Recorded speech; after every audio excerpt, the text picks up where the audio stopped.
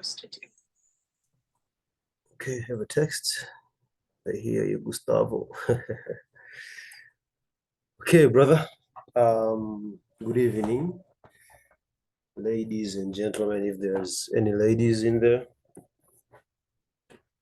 Gentlemen, I know this is the most dominating industry, so I know there'll be a lot of gentlemen in this webinar.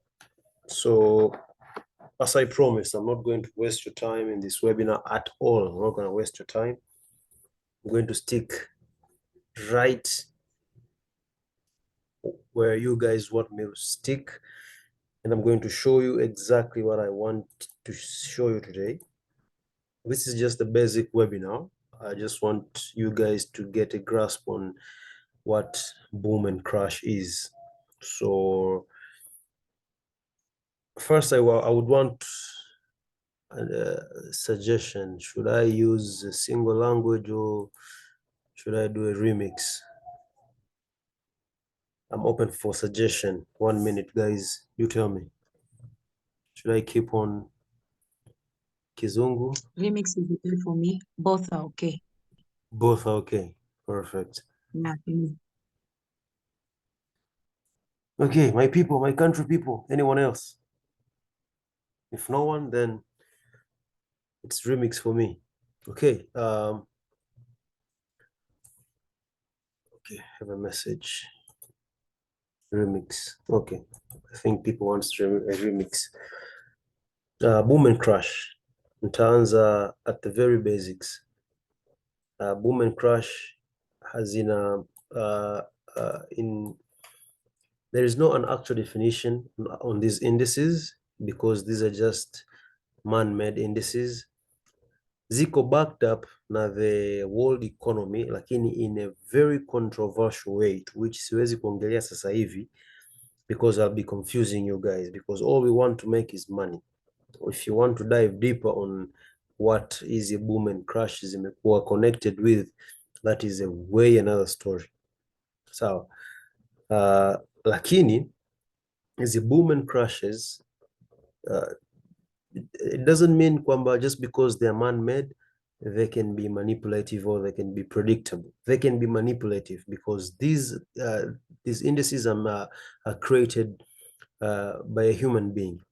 Okay, it's just a simple algorithm that is created by the broker, and all they want. Okay guys, nadhani mnaweza mkazima mic ili tusipeane confusion.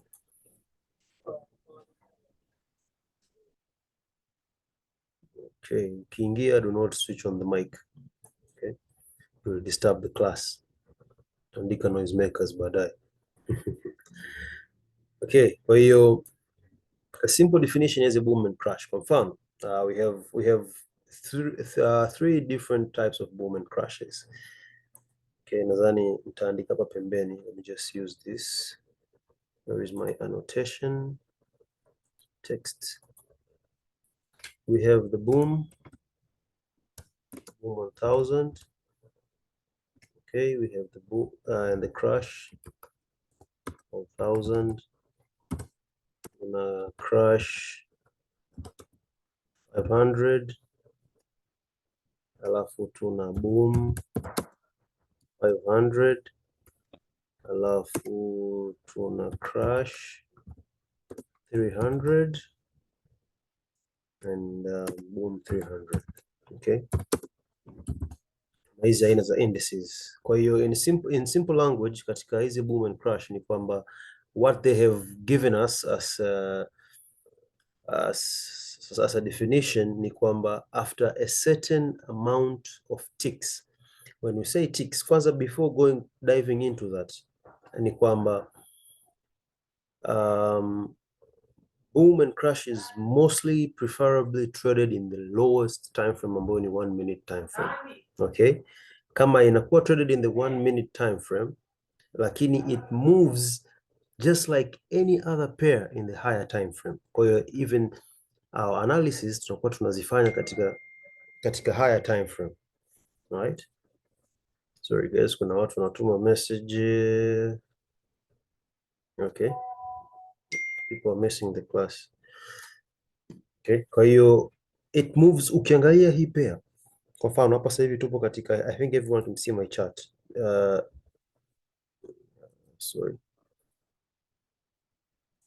Angalia katika hii screen yangu hapa, we can see boom 1000. Okay, now boom 1000 ni kwamba after every 1000 ticks a spike will appear katika boom 1000, si ndivyo? We can see that in the lowest time frame katika 1 minute. Okay, let me reset my chart. Unaona, after every certain amount of ticks a spike will appear. Kwa hiyo it is not advised kwa mtu yoyote kuweza kutrade against na the nature of the pair. Kwa hiyo boom means buying, crashing means selling. Kwa hiyo it is as simple as that. Do not ever I repeat, do not ever go against the nature of the pair.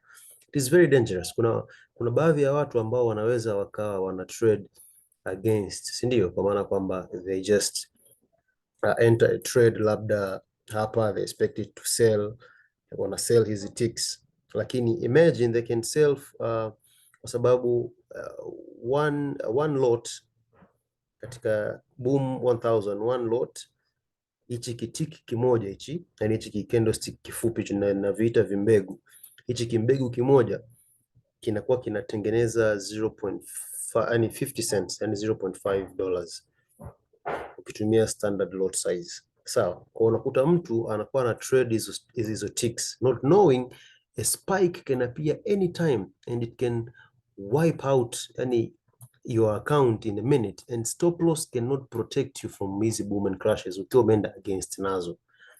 Okay, so that is just a prior warning. Do not ever go against the spikes or the nature of the currents of the pair.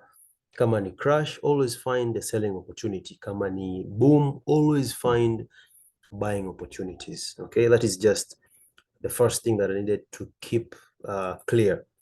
Okay, the second thing ni kwamba you guys need to understand what is the golden time frame katika boom na crash. We are trying to trade boom and crash. There is no magic bullet katika trading boom and crash. If you treat it as just like any other pair in the currency market or in any financial markets, treat kama pair yoyote ile na ukaanalyze kama pair yoyote ile, lakini keep in mind, if you are analyzing a boom pair, you're supposed to be looking for areas with high demand, with high volume, with turn-quote supports and areas of interest and the golden zones. Okay, I will not dive deeper into that, lakini nitaonesheni tu kwamba how you can build your own trading system if you treat hizi pairs kama just like normal other pairs, lakini in a very smart way.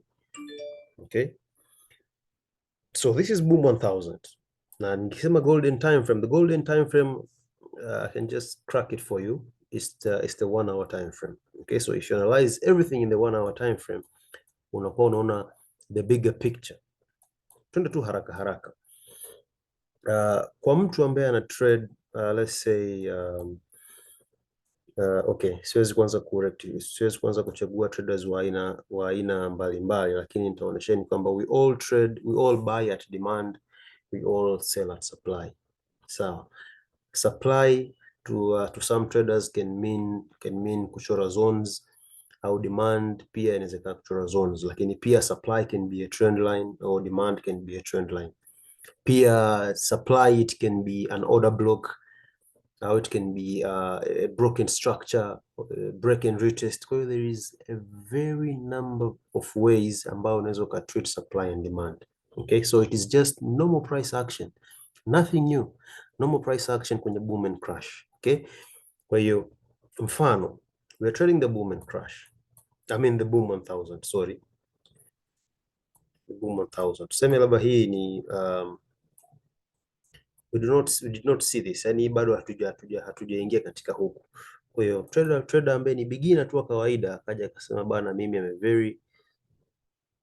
ni newbie, Mimi nachoraga trend lines. Okay? Mimi nachoraga trend lines zangu, sina mbambamba. You understand? Kwa hiyo this trend line trader atakachokifanya ni kwamba this is a downtrend. Kwa hiyo lakini nature ya hii pair ni kwamba it needs to do what? It needs to buy. So yeye akili yake itawaambia okay, if I need to buy, I need to see a breakout. If I need to see a breakout, I need to see what? A retest after a breakout. Kwa hiyo atakachokifanya after that breakout atamark his area of interest. So unaelewa, kwa maana kwamba after the breakout of the trend line, price came back to test the demand zone. Kwa hiyo akimaki level yake hivi before even this coming to retest, ameanalyze kikawaida kabisa as a newbie.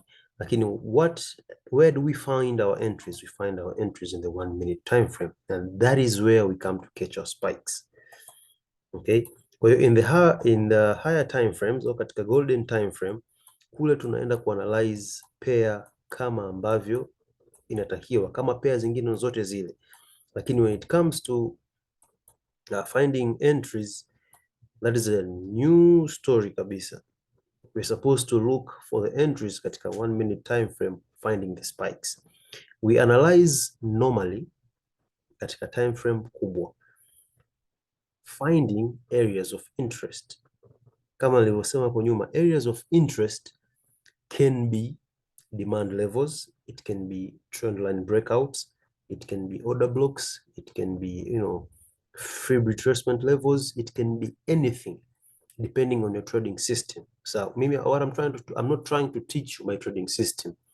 I'm trying to tell you how you can build your own trading system, kwa sababu hamna ujanja wote. Okay, ina load sana hii time frame ya 1 minute kwa sababu tuna try to analyze the past, lakini I think you get my point, kwa maana kwamba at this area baada ya breakout ya trend line, what will you do? You will find buying opportunities, finding spikes katika 1 minute katika hii level, sababu ukirudi katika 1 minute hii level marked. Anybody who is joined, please naomba mzime mic ili tusiwe pate contradiction. I keep repeating these guys. Okay, kwa hiyo huyo ni trader wa kwanza ambaye anachora kwa trend line. Okay? Okay. Trader wa pili yeye akasema bwana mimi nina trade structure. Sawa. Trade structure. Haya, akaja kwenye structure yake. This kwenye trend hii ikawa structure ikawa broken this level here. Let me find mstari. Okay, hapa. This structure here was broken. So, if this structure was broken, what is the area of interest? Anasubiri price ifanye retracement back to that last step broken, that LSB. Okay? To which kila trader na namna yake ya mark zones zake. You understand? Okay, so me I've used the previous structure, the last structure which is broken, nimechukua that little order block found. Kwa mtu wa structure, after this structure was broken, atasubiri retracement back to that particular level ambayo ni golden zone yake, atasubiri entries, na entries zake pia atazitafuta kwenye nini? Kwenye 1 minute.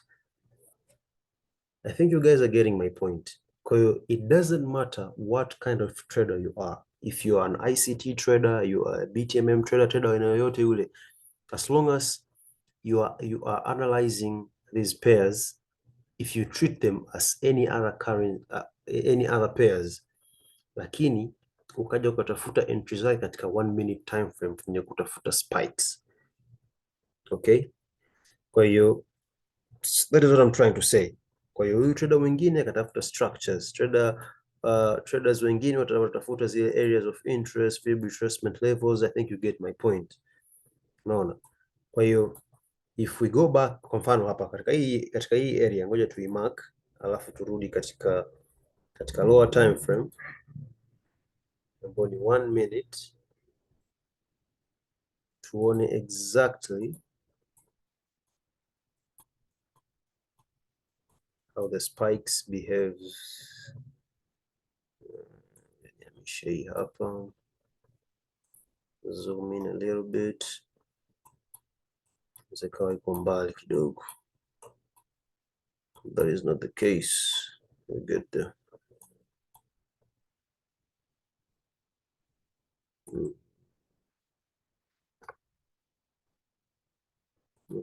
Okay, let's use 15 minutes kwanza.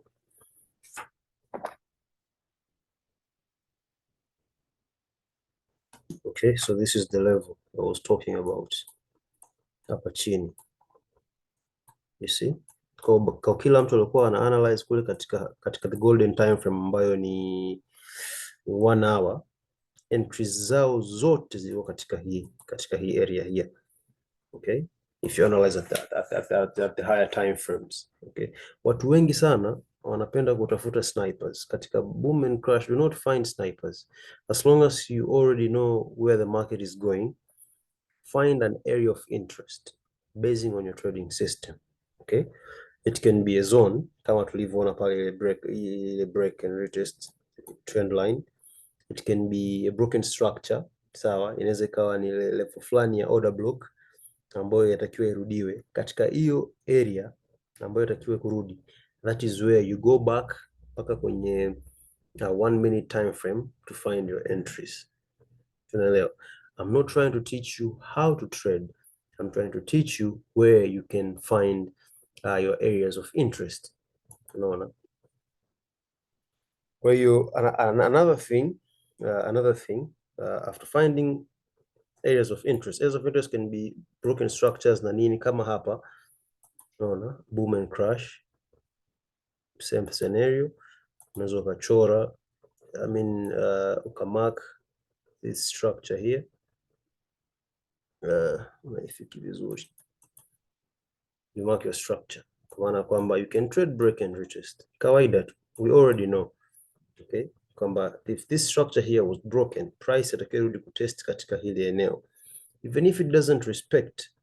Sawa, katika 1 minute kuna ile tunaita third touches, three touch confirmation.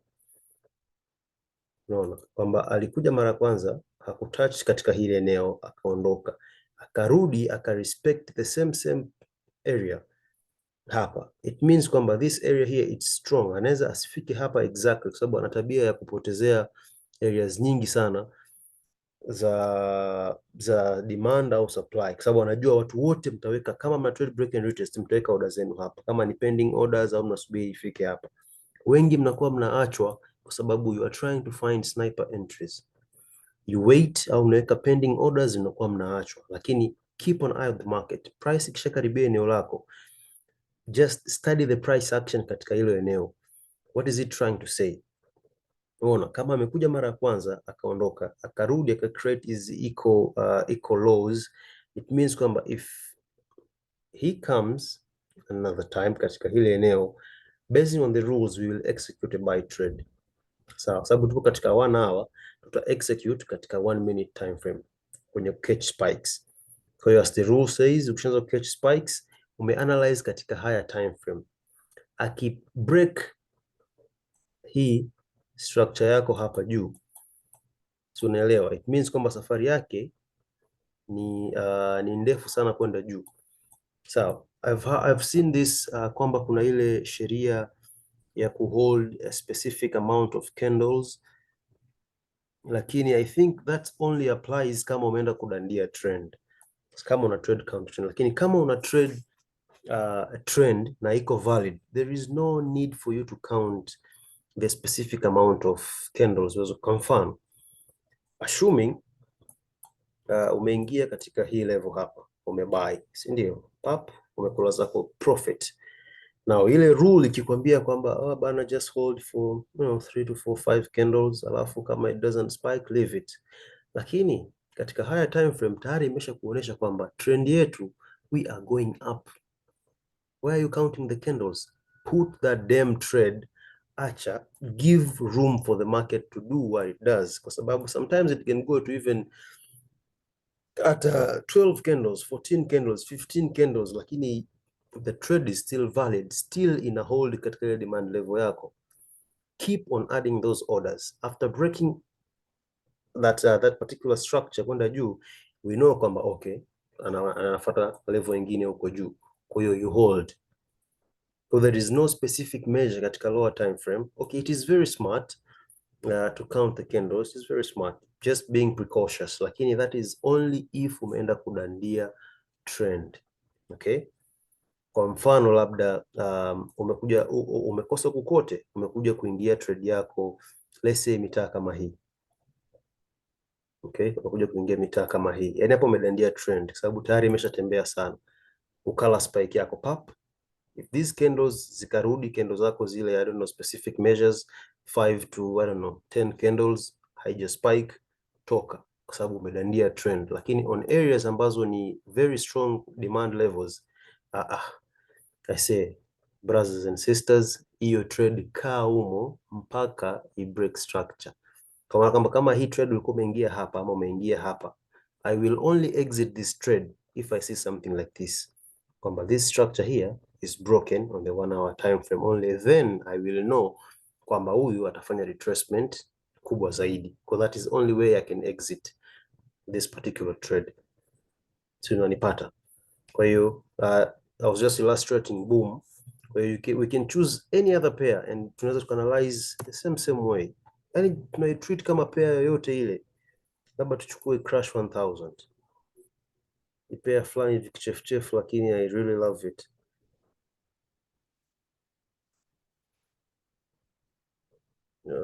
Okay.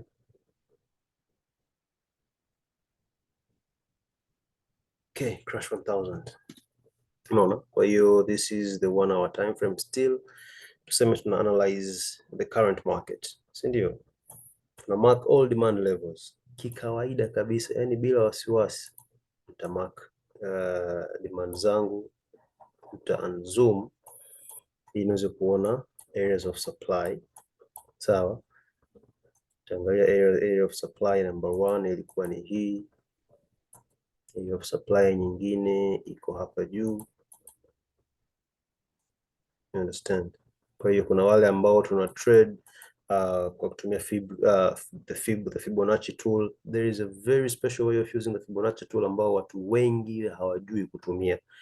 Sometimes the pair doesn't go exactly where you want it to go. Kuna level tu itafika afu utashangaa inageuka afu uelewi kwamba kwa nini imegeukia hapo.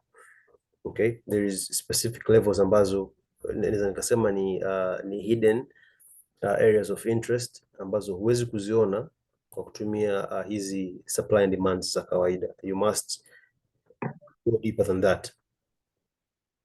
Kwa hiyo this is crash 1000. Kwa hiyo if you analyze this pair, iwe kwa trend line, iwe kwa hizi zones, horizontal lines, you can see exactly kwamba kisha mark hizi levels, kwa mark hapa level yako, you understand kwamba kila kifika hapa. Now mind you, there is one trick, not even a trick, it's a hack. Sawa, ambao wana trade smart money concept, sawa, they understand kwamba areas ambazo you're supposed to keep away ni areas za eco highs, very dangerous levels, very, iwe katika iwe katika crash. Kwa sababu gani? Katika higher time frame, not at the lower time frame, katika higher time frame unakuta price ime create high, imerudi chini, si ndio? It came at the second time, ika respect that particular level, hii ni second touch, tuka sell, ika respect demand, haiku break, ikarudi juu. People get caught up katika huu mtego wa kuja kuingia hapa, wanakuja kumark, akija akaamka zake asubuhi sijui au saa ngapi, kakurupuka akavuta zone yake shwap, akasema okay, maneno si ndo haya, derivative leo tunamnyonga, anajua anakuja kuingilia hapa. What happens? Ataweka hapa trade yake expecting zitaanza kucrash, lakini this is a trap. Yani watu wengi wameweka order zenu hapa. Derivative sio mjinga. The derivative can see where you guys are putting your trades, na anatengeneza hizi psychological highs and psychological highs katika crash au psychological lows katika boom, anazitreat kama trap, kuwa induce kuingia trades, sawa, alafu yeye ata extend. You will lose, yani utapanic exactly at these levels. Yani ukishaona tu kwamba mbona haspike, kavuta 1 hour, kavuta saa la pili. We believe in the rule of threes. Kama everything goes in threes. Ukishaona 3 hours umekaa kwenye trade, and even not 3 hours, 2 hours umekaa kwenye trade, there is no profit, utaikata ile trade. Lakini not knowing kwamba umeingizwa katika trap, sio kwamba umekosea trend yako kwamba ita sell. You were trapped. Now there is a way of identifying traps katika boom and crash, to which I will not cover it today. Okay, what I'm trying to show you today ni kwamba how you can treat hizi boom and crash kama pair zingine, lakini ukatrade kulingana na nature ya tabia yao. Kama ni crash, you are finding sell opportunities. Kama sasa hivi hapa katika crash, okay, I think everybody is trying to, tunamsubiri tuje tumsell katika hili eneo at that week, japokuwa kuna vielele kama mimi sasa hivi we have sold at the body, right? Tumesell hapa. Now I already know we are in the fucking trap. I am trapped, lakini I know kabisa kwamba my last line of defense ni katika hii level hapa. This is the area that I'm expecting to crash, kwa sababu itakuwa ni second touch. Second touch nitasell crash zangu. Third touch I will be away, yani sitoingia third touch hata mniue, kwa sababu this will be a trap. That is just one of the traps that I'm trying to tell you.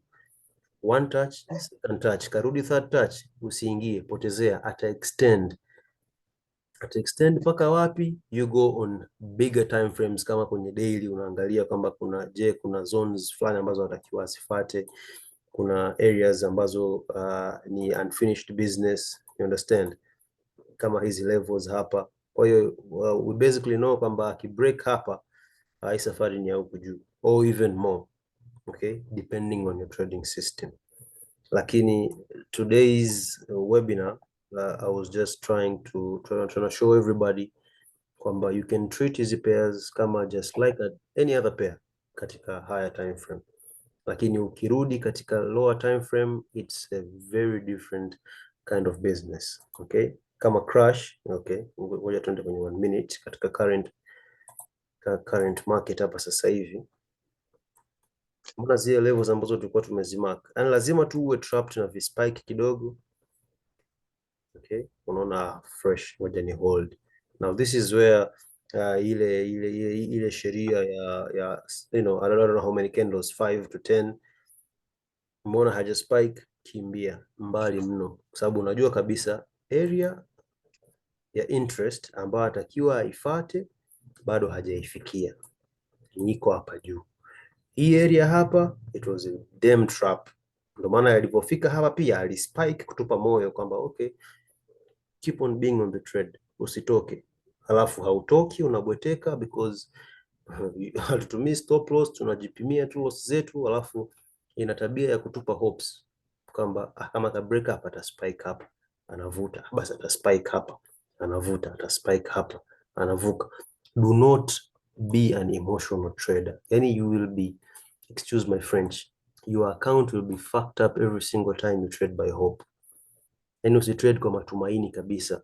Be logical, be a fucking robot. Yani fata sheria kwamba unajua kama kani anataka ni molest hapa, this is the last line of defense. Cut the trade katika hapa, subiri afike katika eneo husika, enter the trades. Okay, alafu lazima uwe una risk appetite ambayo ni nzuri na inaeleweka. Okay, kwa hiyo as I told you guys, I don't want to waste so much of your time. This is just very few things that I wanted to share with you guys kuhusu boom and crash. There is a lot to share, a lot. I can keep doing these webinars every now and then, lakini I have VIP classes that I'm keeping on. Kwa hiyo this is just an introductory part. Inaweza ikasaidia wengi wenu ambao au wachache wenu ambao walikuwa hawafahamu lolote kuhusu boom and crash. Okay? Kwa hiyo by saying so, we have a group kule Telegram. I think kama kuna maswali, or if there is anything you guys need to share, that group is totally free. Share setups, tutarekebishana and everything will be fine. Kama kuna maswali pia tukaulizane katika group, because my webinar is 5 minutes out. For you, thank you guys for tuning in, and let's meet katika group, and let's enjoy catching spikes.